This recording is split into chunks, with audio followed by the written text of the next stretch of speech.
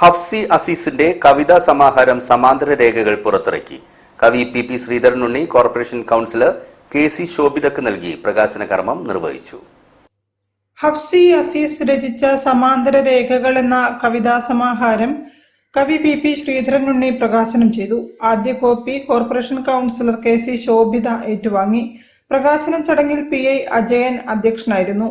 ഹഫ്സി അസീസിന്റെ കവിതകൾ സമകാലിക ജീവിതാനുഭവങ്ങളെയും സ്ത്രീ മനസ്സിന്റെ സൂക്ഷ്മ വികാരങ്ങളെയും സുതാര്യമായി അവതരിപ്പിക്കുന്നവയാണെന്ന് പി ശ്രീധരനുണ്ണി പറഞ്ഞു. സത്യൻ മാടാക്കര, റഷീദ് കാഞ്ഞിരാട്ട്, ഹഫ്സി അസീസ്, സതീഷ് കെ സതീഷ്, KM പ്രകാശിനി എന്നിവർ ചടങ്ങിൽ സംസാരിച്ചു. സാഹിത്യ സ്നേഹികളും സാംസ്കാരിക പ്രവർത്തകരും ചടങ്ങിൽ പങ്കെടുത്തു.